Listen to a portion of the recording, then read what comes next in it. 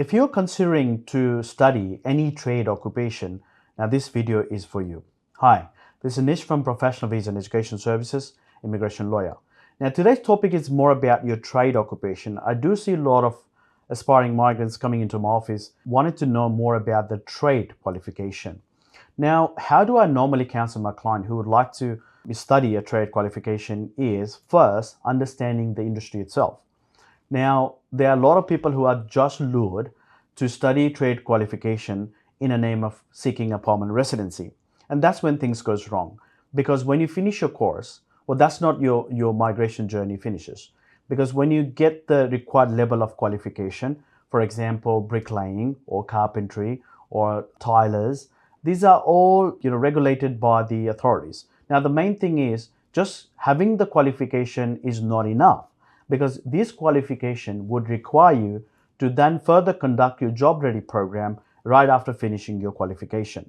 Now, this is where many migrants will have a challenge, because up until now, up until finishing your trade course, they have never been exposed into any trade qualification as such.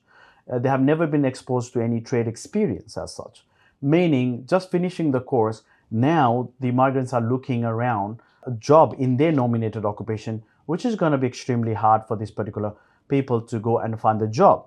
So therefore, my recommendation is if you are looking at studying any trade course, well, go and explore the market first. Well, understand the Australian construction and building and construction industry.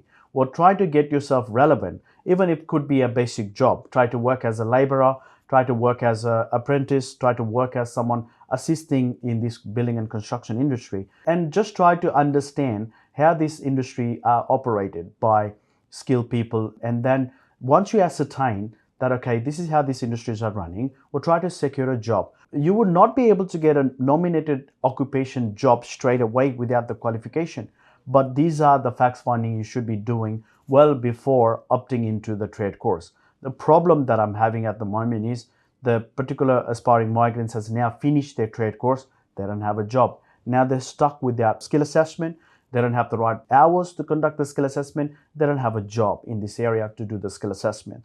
Therefore, if anyone looking at a trade qualification, it's other way around. Try to look for a job. Try to be relevant. It doesn't have to be in that required level, but you have to start somewhere. Like similarly, to become a chef, you have to start somewhere as a kitchen steward or kitchen hand or cook grade 1, cook grade 3, and eventually you become a chef. Similarly, if you're looking at becoming a carpenter, if you are looking at becoming a tiler or bricklayer, you need to be relevant with this industry first and try to get the basic job first and then start studying, because right after the study, it'll be much easier for you to secure a job, which will then resonate to the skill assessment. Then you can proceed further to apply for permanent residency. Hopefully this video was helpful for someone who's actually thinking about a trade occupation, because again, the key message is just finishing the course not going to get you permanent residency. You need to be able to look for a job in your nominated occupation. Thanks for watching. This is Nish from Professional Visa and Education Services. Keep watching and keep sharing with your friends and family. I'll be back again with more update in future. Thank you. Bye-bye.